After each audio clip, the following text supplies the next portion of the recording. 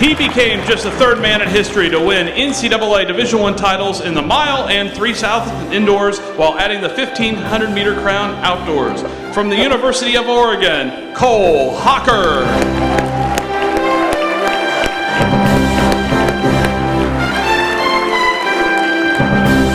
All right, so something that Cole and I have been talking about, you just saw him kind of with the flow.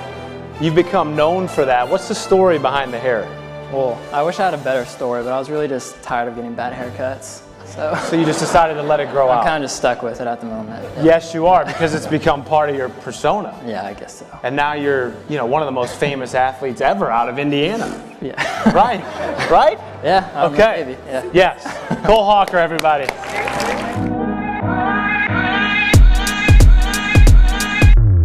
Go with the flow and finish with the fastest kick. Oregon's Cole Hocker blazed home to win the mile in meet record time at the NCAA Indoor Championships. Then an hour later, stormed the final 200 meters again to edge teammate Cooper Tier in the 3,000. Just the third runner to complete the mile 3K double, Hocker's 20 points helped the Ducks to their 5th indoor natty. A leg on Oregon's collegiate record DMR squad, and the second fastest college mile of all time, just behind Tier, also highlighted his indoor season. Outdoors, Hocker delighted the crowd at New Hayward Field with another final lap charge and the 4th fastest 1,500-meter ever run in NCAA championship history to claim national title number 3. Adding his name to the great legacy of Oregon distance runners, it's Bowerman finalist Cole Hocker.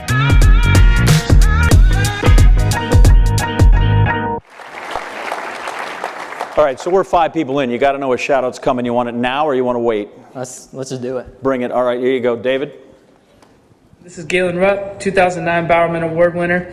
I just want to say congratulations to Cole Hocker for just an incredible year and on being a finalist for this year's Bowerman Award. Man, as a fellow Duck, it was so fun watching you run this year. We've got an unbelievable tradition of distance running at the University of Oregon, and you've only added to that legacy. So great job again. Can't wait to see what the future holds. It's definitely bright. There you go. So if you look, right, he's the very first Bowerman winner with the Duck. Yeah. And then you see there's Ashton Eaton. And then if you go over here, we've got Laura Raisler, and we got Jen Prandini, we got Raven Rogers. There's a lot of pressure on you tonight. Did you realize that? A little bit, yeah. Extraordinary amount of pressure. So what does it mean to be a man of Oregon? I mean, you kind of said it, like there's not pressure but history there. And I mean, from day one, it's like men of Oregon. That's how we're referred to, and that's how we run our workouts. We treat ourselves as elite athletes from day one, and it just creates an atmosphere. Yeah. Staying in college at this point, if we don't want to move too far ahead, but 3 national titles. Do you have a favorite race from the year? Favorite race is probably the indoor 3,000. Because coming off the mile win, and that's what I was there for. I was so hyped off that, and then with the COVID season or COVID schedule, it was truncated, and it was an hour between the start of the mile and the start of the 3,000. And my teammate and buddy Cooper Tier was in that also, and I was kind of going into it. I was like, all right, like Cooper's gonna win this. Let's get an All-American. And then last lap, I was like, I'm feeling kind of good. And yeah, I don't know. The rest is history, and I don't know, that memory will stick with me forever, especially doing it with a teammate. Yeah, you came home in like 25 and change. That's ridiculous. Yeah. Have you ever asked to run the Open 200? I don't know. It's maybe the 4. You just imagine the mileage you could cut down. If you just said, Coach, I think the 200 might be my race. Yeah, seems better, training-wise. Much like a thing, how does a cat go from high school to the Olympic final in 2 years? Yeah, that was, it feel like she said, it like her life flashed before her eyes. It just moves so fast. Like, I mean, my freshman year was that Albuquerque year indoors where everything got shut down while we were there. And then this past year, we're just, taking every race, taking advantage of it, and just one after another, not really thinking, just going with my teammates who I train with day in and day out, who are better than me and pushing me in every workout. And we weren't even thinking really, we had 3 or 4 Olympians on the men's side alone this year at Oregon, and training with Charlie Hunter as Olympian and Cooper Tier, my teammate, we're just always right there pushing. You're not thinking and not really, it's not setting in that we're on kind of a historic team. And I think at the end of the year, everyone was able to look back on that and kind of be like, wow, that was a real honor to be a part of. And yeah, just each race was happening so fast after another, and we're just cutthroat all year. Yeah. Charlie at indoor, after he won that race by whatever it was, right? He had the best quote when he said it was messy like Sunday dinner. Guy's been at my house. Your dad down here told me at lunch that you are a relentless goal setter. So just let's go through real quick. In high school, what was on the mirror?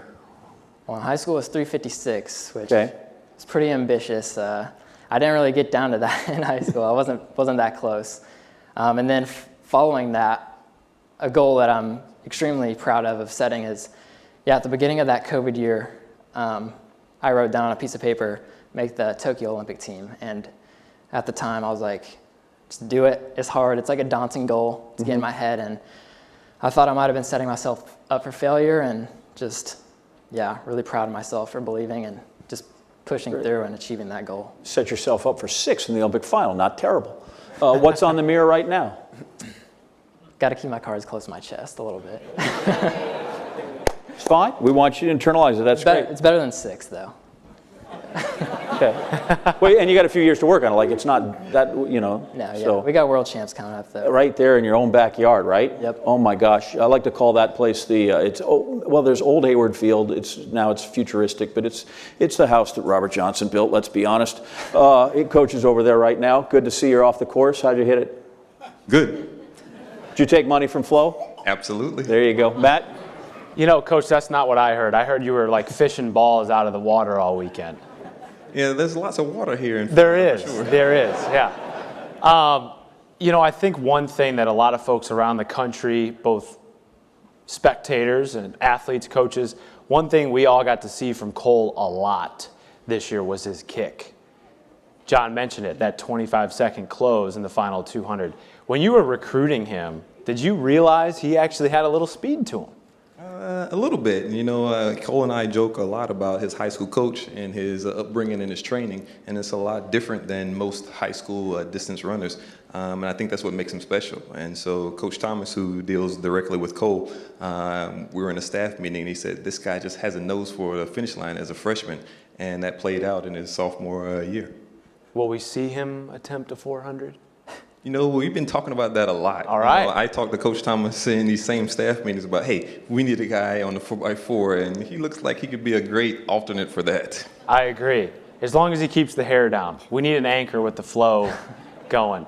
Cole is one of those very quiet, very soft-spoken persons. His actions speak volumes just like his hair, and trust me.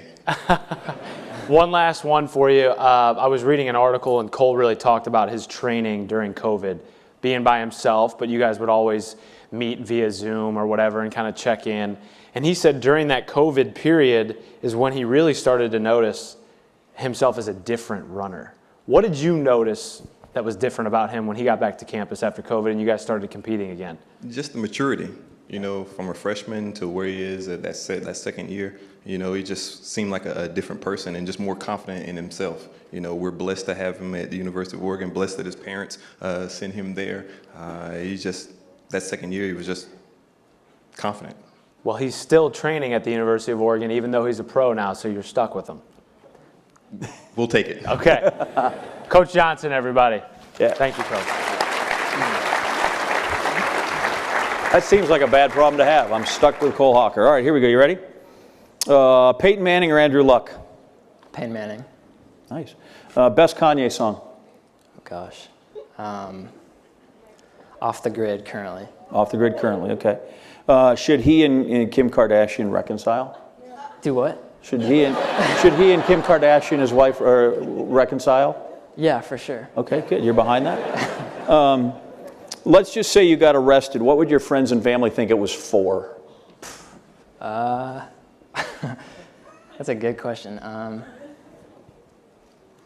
I don't know, maybe stealing candy out of like those bins at like Whole Foods and stuff. Sure. Okay, I'm going to pretend I didn't hear the answer. Where's the best place to get a pizza in Eugene? Tracktown. Okay. You been to Pre's Rock? Yeah. What do you think of it when you go up there? It's pretty crazy to think. I mean, it's sad when you're up there, but it's also just so historical. Like, it's kind of weird to think Pre was right there on that road and right there where we're training. Obviously a different stadium now, but same area, yeah. Hayward Field, there's a mural as you go through the Ducks coaches. Why does Coach Johnson have a red and white cane? You know, he also has a drone, and a lot of people are confused about both. From what I believe, I thought the cane was a college thing. Yeah, I think he's a Kappa, right? Where are you, Coach? There, you're Kappa, right? Is that it? Good. When you have a drone? It's a drone flyer. Just a hobby. He flies, okay. What NHL great scored his first 3 professional goals with the Indianapolis Racers? NHL? Well, it was in the WHA at the time, but who was it? That's a one sport. Do you not know Indianapolis Racer? I mean, are you any kind of a fan at all? Not hockey, no. Hockey. Does your dad know? Wayne Gretzky, yeah. Didn't you know that? He started his pro career there. Tell me a joke before you go.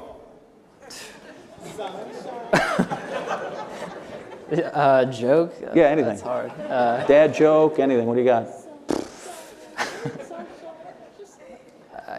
I don't know. Just drew a blank, huh? What? All right, no. All right. I don't want to offend anyone, but I don't think we have. I think everybody has the highest admiration for you. Nope, I think they do.